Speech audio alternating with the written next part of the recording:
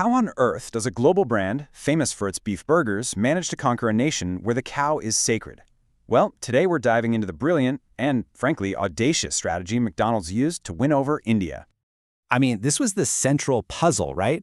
The billion-dollar question facing McDonald's when they first entered India back in 1996. Their entire global identity was built around the Big Mac, a product that was an absolute non-starter. So how did they pull it off? Well, the answer really comes down to this single number, a staggering 70%. McDonald's didn't just tweak its menu for India, they tore it up and reinvented it from scratch.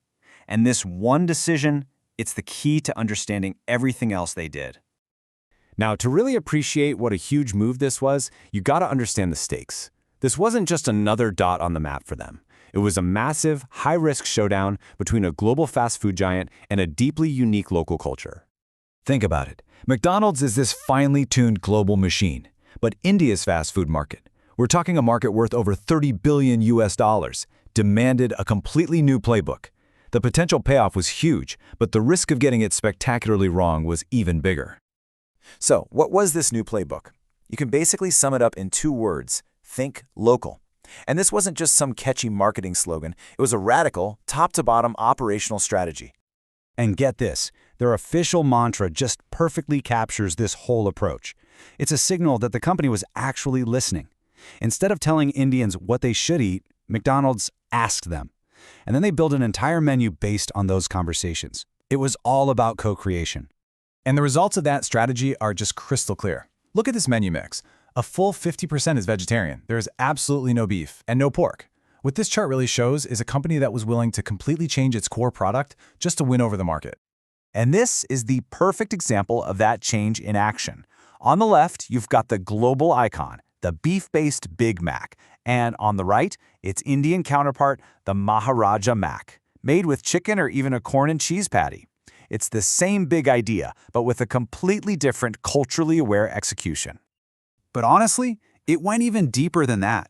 To build trust, they set up completely separate kitchens, even separate supply chains for veg and non-veg food. They created legendary items like the McAloo Tikki burger, the spiced potato patty that's now totally iconic. They even tapped into national health concerns like protein deficiency by offering affordable paneer and chicken options.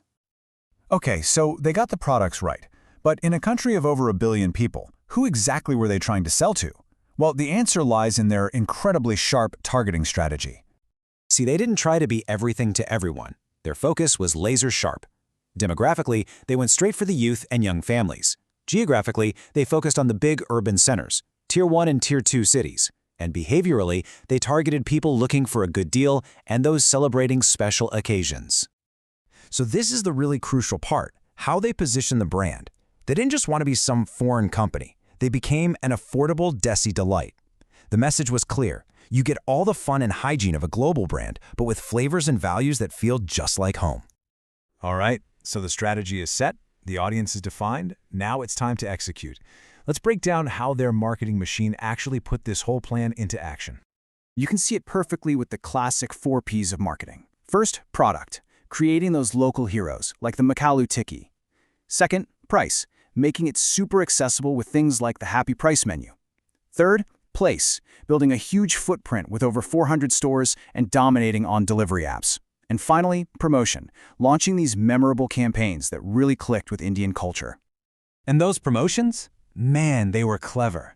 They rolled out celebrity meals with Bollywood stars, ran targeted regional campaigns down south, created special offerings for huge festivals like Diwali, and invested a ton in their digital game, which, by the way, now drives a massive 40% of their sales. But of course, McDonald's isn't just playing in an empty field. India's fast food scene is a total battleground. It is fierce. I mean, just look at their main rivals. You've got Burger King coming in hot with aggressive pricing. You have KFC, who totally dominates the chicken game with a massive number of stores. And then there are even local players like Jumbo King, who are winning with their genius fusion of the traditional vada pav and the modern burger. It is a tough crowd. So, how does McDonald's stay ahead of the pack? Well, their edge really comes from 3 key things. A vegetarian menu that's way better than their rivals, a deep sense of brand trust that they've built over decades, and a smoother, superior digital and delivery experience. That's what helps them hold on to their 10 to 12% market share. So the story so far has been a huge success, but you know the game is always changing. What does the future actually hold for them in India? Well, looking inside the company, they have some immense strengths. That digital sales number is booming, but they're also facing some real weaknesses, like a recent pretty sharp drop in profits, partly because of the high royalty payments they have to send back to their global parent company.